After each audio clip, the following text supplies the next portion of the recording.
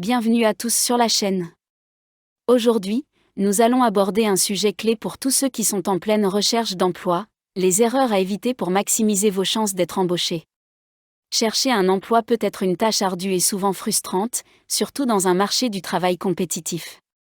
Il est facile de tomber dans certains pièges courants, mais en étant conscient de ces erreurs, vous pourrez grandement augmenter vos chances de décrocher le poste de vos rêves. Alors, qu'il s'agisse d'envoyer un CV, de préparer un entretien ou de suivre les bonnes démarches après avoir postulé, ces conseils vous aideront à éviter les faux pas que beaucoup de candidats font. Nous allons détailler 5 des erreurs les plus fréquentes, ainsi que les moyens de les corriger pour donner le meilleur de vous-même lors de votre recherche d'emploi.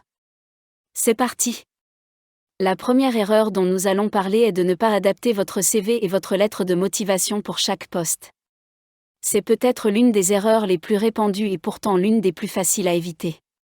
Beaucoup de candidats, par souci de gagner du temps, envoient le même CV et la même lettre de motivation à chaque entreprise, sans vraiment prendre en compte les particularités de chaque offre d'emploi. Ce manque de personnalisation se voit immédiatement pour les recruteurs, qui sont habitués à analyser des candidatures.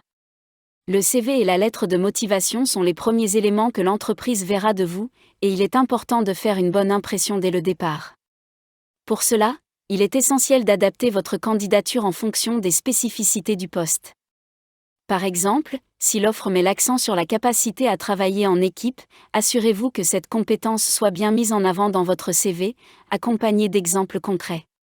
De même, dans votre lettre de motivation, démontrez que vous avez pris le temps de vous renseigner sur l'entreprise.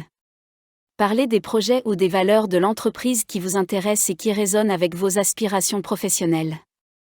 En montrant que vous avez pris la peine d'adapter votre candidature, vous démontrez non seulement votre sérieux, mais aussi votre réel intérêt pour le poste. Ensuite, la deuxième erreur que beaucoup de candidats font est de ne pas faire suffisamment de recherches sur l'entreprise avant de postuler ou d'aller en entretien. Ce manque de préparation est souvent un facteur qui joue en votre défaveur. Certains candidats se concentrent uniquement sur les tâches du poste et ne prennent pas le temps de comprendre la culture de l'entreprise, ses valeurs ou encore ses récents succès et défis. Pourtant, ces informations peuvent non seulement vous aider à vous préparer pour un entretien, mais aussi à vous assurer que l'entreprise correspond bien à vos aspirations professionnelles et personnelles. Faire des recherches sur l'entreprise vous permet également de mieux adapter vos réponses en entretien et de poser des questions pertinentes. Si vous ne connaissez pas bien l'entreprise, il est très probable que vous passiez à côté de détails importants lors de votre discussion avec le recruteur. Pour éviter cela, prenez le temps de visiter le site internet de l'entreprise, lisez des articles de presse, suivez-les sur les réseaux sociaux et voyez si vous pouvez trouver des témoignages d'anciens employés. Cela vous aidera à comprendre les attentes de l'entreprise et à vous préparer des réponses plus stratégiques en entretien. Une autre erreur majeure, la troisième, est de négliger le réseau professionnel. Lorsqu'on est en recherche d'emploi, il est facile de se concentrer uniquement sur les offres d'emploi en ligne et d'oublier que de nombreuses opportunités se trouvent aussi dans votre réseau. Parlez à des contacts que vous avez déjà, que ce soit des anciens collègues, des amis de la famille, des mentors ou même des contacts sur LinkedIn, peut parfois ouvrir des portes que vous n'auriez même pas envisagées. Les opportunités d'emploi sont souvent cachées dans ce que l'on appelle le marché caché de l'emploi, c'est-à-dire les offres qui ne sont pas publiées mais qui circulent entre professionnels via des recommandations et des relations. Ne pas activer son réseau, c'est passer à côté de nombreuses opportunités. Il est important de ne pas voir cela comme une demande d'aide, mais plutôt comme une démarche proactive pour rester visible et à l'écoute de ce qui se passe dans votre secteur d'activité. Participez à des événements professionnels, échangez avec des personnes qui partagent les mêmes intérêts que vous et soyez actifs sur les réseaux sociaux professionnels comme LinkedIn. Cela ne signifie pas que vous devez demander un emploi à chaque contact, mais plutôt que vous restez visible et à l'écoute des opportunités qui pourraient se présenter. Quatrième erreur à éviter, postuler à tout et n'importe quoi, sans réelle stratégie. La recherche d'emploi peut être stressante, surtout si vous avez l'impression que vous n'avancez pas. Cela peut vous pousser à envoyer des candidatures à tout type de postes, même si certains d'entre eux ne correspondent pas vraiment à votre profil ou à vos aspirations.